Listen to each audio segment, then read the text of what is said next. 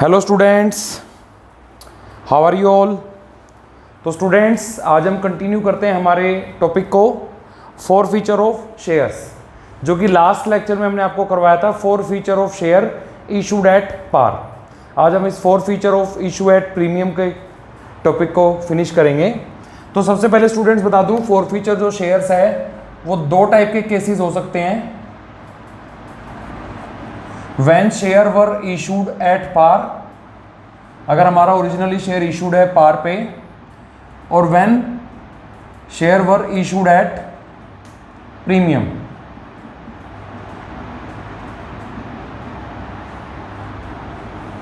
Issued at par, issued at premium. Issued at premium में भी students दो cases होते हैं। एक case when premium amount is not paid by shareholder, मतलब जो भी हमारी प्रीमियम वाली कॉल थी वो पे नहीं की। और एक केस है हमारा when premium paid। अब प्रीमियम पेड वाला जो केस है वो किसकी तरह होगा, एट पार की तरह, और प्रीमियम पे नहीं किया है तो वो एक सेपरेट केस है। अगर शेयर ओरिजिनली इशू हुआ है पार पे, या फिर शेयर इशू तो प्रीमियम पे हुआ है लेकिन जिस पर्टिकुलर कॉल पर, जिस कॉल पर प्रीमियम था वो शेयर होल्डर ने पे कर दी, तो हमारी जनरल एंट्रीज क्या होंगी फोर फीचर की। पहले हम जनरल एंट्री सीखेंगे फोर फीचर की। तो इस केस में फोर फीचर की एंट्री होती है हमारी, जैसे कि प्रीवियसली मैं बता भी चुका हूं, share capital account debited, number of forfeited shares into called up value of share, कि उनकी कितनी कॉल्ड अप हो चुकी है। टू कॉल्स इन एरियर और to share forfeiture account, means unpaid part of called up and paid part of called up. ये entry हम पहले भी डिस्कस कर चुके हैं, पहले भी एंट्री हमारी हो चुकी है। आज हमारी एंट्री इसमें, अगर प्रीमियम पे शेयर इशू है और प्रीमियम पे नहीं किया तो आपकी फोर फीचर की एंट्री क्या होगी। Share capital account debited, same वही, number of forfeited shares into called up value of share, securities premium reserve account debit, same number of forfeited share into unpaid premium, to calls in arrear और to share forfeiture account. What is the main difference between forfeiture issue at par and forfeiture issued at premium. अगर share par पे issue हुआ है और premium पे issue हुआ है but premium पे कर दिया, या तो शेयर पार पे इशू है तो प्रीमियम का केस है ही नहीं, या प्रीमियम पे इशू था बट प्रीमियम पे कर चुका है, जो शेयर होल्डर है वो प्रीमियम दे चुका है, मींस प्रीमियम था अलॉटमेंट पे, शेयर होल्डर ने अलॉटमेंट को पे कर दिया, वो कौन सी कॉल नहीं पे कर रहा, फर्स्ट या सेकंड कॉल। तो वो केस भी हमारा सिंपल केस है जिसमें हम शेयर कैपिटल अकाउंट को करते हैं डेबिट, जितने शेयर हम फॉरफिट कर रहे हैं इनटू कितनी कॉल्ड हो चुकी हैं, टू कॉल्स इन एरियर। अब इस कॉल्ड अप में से जो उसने नहीं पे किया, टू शेयर फॉर फीचर जो उसने पे कर रखा था। उसके बाद व्हेन दिखता है at the time of, in the case of premium, premium paid है तो भी यही केस होगा सेम, और प्रीमियम है प्रीमियम पे बट प्रीमियम को पे नहीं किया, प्रीमियम पेड नहीं है, तो उस केस में आप क्या करोगे। उस केस में आपकी एंट्री क्या होगी, उस केस में आपकी एंट्री होगी basically share capital account debit, share capital account debit, number of forfeit share into called up value of share. और ये जो called up value of share आप करोगे स्टूडेंट, यहां पर ये इसमें एक्सक्लूडिंग प्रीमियम। कैसे करोगे ये? एक्सक्लूडिंग प्रीमियम को इसमें इंक्लूड नहीं रखना आपने। Securities premium reserve account debit number of forfeit share into unpaid amount of premium, कि जितने रुपए की प्रीमियम उसने पे नहीं की है वो भी टू कॉल्सिन एरिया, जो पैसे हमें क्या नहीं हुए, अनपेड शेयर होल्डर के हैं, और ये हैं हमारे पेड। तो स्टूडेंट इस तरह से हमने करनी है एंट्री किस चीज की? फॉर फीचर की। Forfeiture issued at par, forfeiture issued at premium. अब forfeiture issued at par और प्रीमियम की बेसिकली प्रीमियम में दो केस हैं, या तो शेयर होल्डर प्रीमियम पे कर देता है या वो प्रीमियम को पे नहीं करता है। दोनों ही डिफरेंट केसेस के हिसाब से ये एंट्री बता दी है। री इशू की एंट्री जैसे कि पहले वाले प्रीवियस वीडियो में लेक्चर में मैंने आपको सिखाई थी वही सेम वैसे ही है, और कैपिटल रिजर्व की एंट्री भी बिल्कुल सेम है। लेकिन मैं आज अब कैपिटल रिजर्व की आपको एंट्री दोबारा से एक बार बता रहा हूँ, कैपिटल रिजर्व हम कैसे कैलकुलेट करते हैं, और री इशू की एंट्रीज को हम दोबारा से एक बार फिर से कर रहे हैं। ये तो थी हमारी फॉर फीचर की एंट्री। उसके बाद हमारा नेक्स्ट टॉपिक क्या आता है? नेक्स्ट आती है री इशू की एंट्री। नेक्स्ट कौन सी एंट्री है हमारी? री इशू की एंट्री। री इशू की एंट्री आपको बेसिकली बता दूं मैं, री इशू की एंट्री आपकी तीन तरह की हो सकती है। एक ही एंट्री से आपको बता रहा हूं मैं, ध्यान दें। Bank account debited to share capital. वैसे री इशू की एंट्री क्या होगी? Initial entry. अगर मैं इनिशियल एंट्री की बात करूं री इशू की, तो स्टूडेंट वो आपकी एंट्री है bank account debit to share capital. Values क्या आएंगी? Number of reissued shares into जो भी क्वेश्चन में एट द रेट या फॉर करके वैल्यू शो मिल जाएगी। मतलब आपको क्वेश्चन में कोई भी एट द रेट या फॉर करके जो भी वैल्यू शो होगी कि reissued 10,000 share at ₹9, at ₹10, for ₹9, वो आपको लिखनी है। और यहां क्या आएगी आपकी? Number of reissued shares into paid up value. Paid up value क्या होगी? पेड अप वैल्यू क्वेश्चन बताएगा। क्वेश्चन बहुत बार मोस्टली क्या होती है? मोस्टली केस में 99% में ये होता है फुल्ली पेड अप। और तो फुल्ली पेड अप का मतलब क्या है? जितने का शेयर है उतने ही। 10 का शेयर था 10, 15 का शेयर था 15, 100 का शेयर था 100। अब इस केस में आपको क्या करना है? डेबिट और क्रेडिट में देखना है कि अगर मैं इसको कहूं ये तो है सेल वैल्यू, कि जितने में उसको बेच रहे हैं, और ये कौन सी है? ये उसकी ओरिजिनल वैल्यू है। एक सेल वैल्यू एक ओरिजिनल वैल्यू है। अगर सेल वैल्यू ज्यादा है, मतलब पैसे ज्यादा आ रहे हैं, सेल वैल्यू ज्यादा है, तो आपका आ जाएगा टू सिक्योरिटीज प्रीमियम रिजर्व। और अगर आपकी ओरिजिनल वैल्यू ज्यादा है, सेल वैल्यू कम है, तो आपको लॉस हो रहा है, तो आएगा आपका share forfeiture account debited.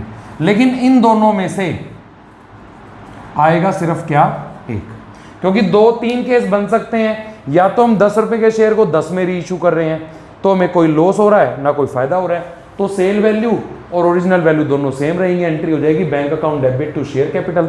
अगर जो बैंक का अमाउंट ज्यादा है, शेयर कैपिटल का कम है, तो टू सिक्योरिटी प्रीमियम। अगर शेयर कैपिटल का अमाउंट ज्यादा है, बैंक का कम है, तो इसका मतलब लॉस हो रहा है, तो वो आएगा share forfeiture account debit. तो स्टूडेंट इस तरीके से हमारी एंट्री होगी किस चीज की? री इशूड की एंट्री, जो हम क्या करेंगे? री इशू। री इशू के बाद हम करते क्या है?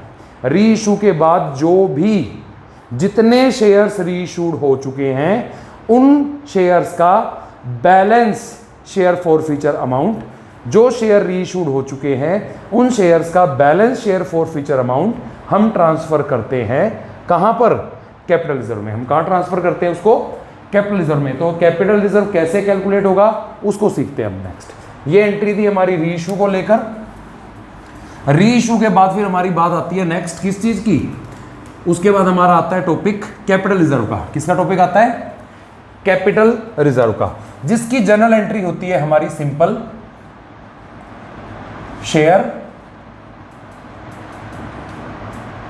For feature account debited to capital reserve account. लेकिन यहां पर क्या है? अमाउंट कितना आएगा? अमाउंट कैसे है? यहां पर दो केस होते हैं। अगर मैं बात करूं केस की, तो we have two cases. Case number A, when all forfeited shares were reissued. B, sum of forfeited shares were reissued. या तो सारे शेयर रीइशू हो गए या फिर कुछ शेयर रीइशू हो रहे. अगर सारे शेयर इशूड हो गए तो आपको क्या करना है, टोटल फॉरफिटेड अमाउंट आप लोगे सबसे पहले, and less loss on reissue. आप माइनस कर दोगे, जो वैल्यू बचेगी वही आपके लिए क्या है, capital reserve.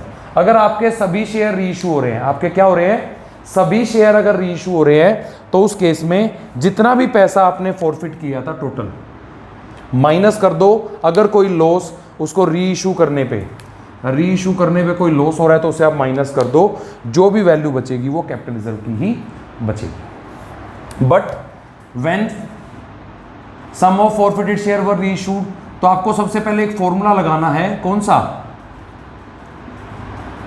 Total forfeited amount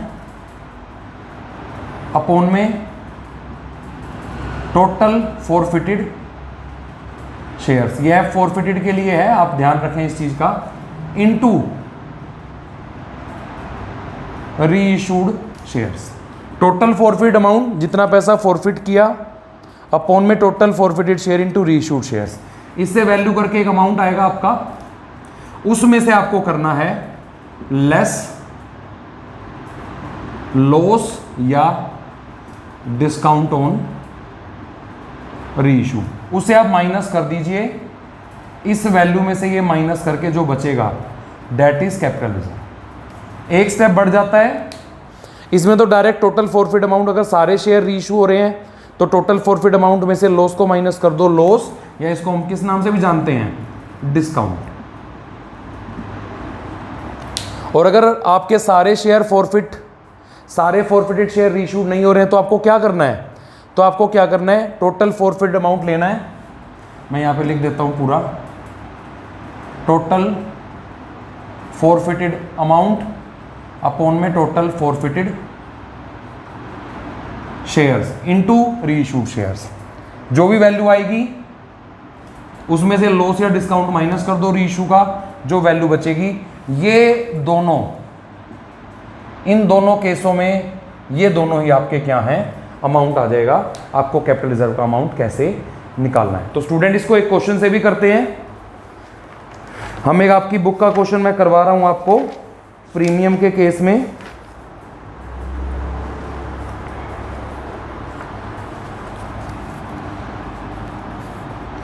question number 67, मैं आपको क्वेश्चन करा रहा हूं 67, यहां पे लिख रहा हूं साइड में. क्वेश्चन नंबर 67, इसमें पहली एंट्री होगी, ये कह रहा है x limited forfeited 100 shares of 10 each. हम 100 शेयर्स को फॉरफिट कर रहे हैं, तो share capital account debit, number of forfeited share है 100 और कोल्ड अप है 8 रुपये, तो 800 रुपये आ गए. इशूड एट 2 रुपीज पर premium to Rahul on which he had paid application money of 5. उसने सिर्फ 5 रुपये ही पे करे हैं, तो सिक्योरिटी प्रीमियम भी पे नहीं हुआ, क्योंकि सिक्योरिटी प्रीमियम किस पे था, अलॉटमेंट पे होता है. अब 100 गुना में 2 रुपये प्रीमियम के नहीं मिले. 2 कॉल्स इन एरियर और 2 शेयर फॉरफीचर अकाउंट या फॉरफिटेड शेयर अकाउंट.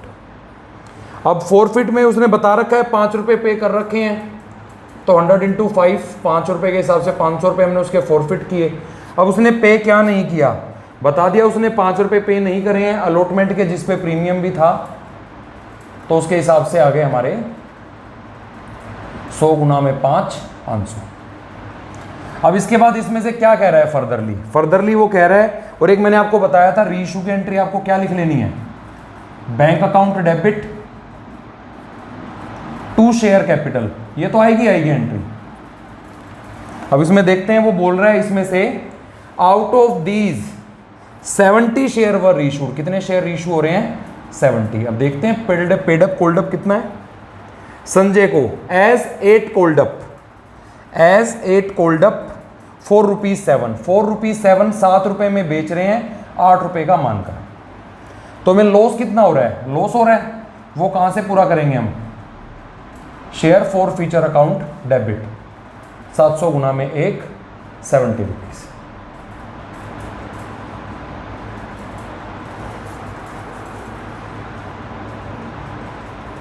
और उसके बाद capital reserve, share forfeiture account debited to capital reserve. अब कैपिटल रिजर्व कैसे है? अब बेटा फॉरफिट हुए थे 100 शेयर, रीइशू हुए 70, ये वाला केस आ गया। अब करते हैं इसको, देखो इसी में यही पुट कर देता हूं फिगर्स।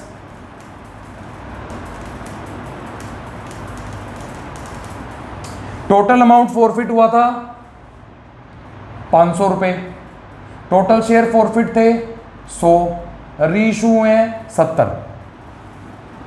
रीइशू कितने हुए हैं? 70, 350 रुपए आ गए, 350। कितने आ गए हमारे? 350। और उसमें से लेस लॉस हो रहा है ना, 70 रुपीज का लॉस हो रहा है। अब 70 माइनस कर दो, 70 माइनस करोगे तो कितना बच जाएगा इसमें से? 280। तो इस क्वेश्चन में जो आपका आंसर है कैपिटल रिजर्व का 280। इस तरीके से क्वेश्चन होगा। अगर आपका लॉन्ग क्वेश्चंस है तो लॉन्ग क्वेश्चंस में आप जानते हो पहले से ही कैपिटल रिजर्व कोल्सिन एरियर आपको कैसे शो करते हैं। एक मैंने आपके सामने एग्जांपल बता दिया कि किस तरीके से अगर आपको क्वेश्चन करना है। ये एंट्री है हमारी फॉर फ्यूचर की, ये एंट्री है रीइशू की, और ये एंट्री है हमारी कैपिटल रिजर्व की। तो इस तरह से आप अपने क्वेश्चंस करेंगे, और फिर भी किसी को कोई भी डाउट होता है तो आप मुझे मैसेज करके वो चीज़ पूछ सकते हैं। Thank you, have a nice day.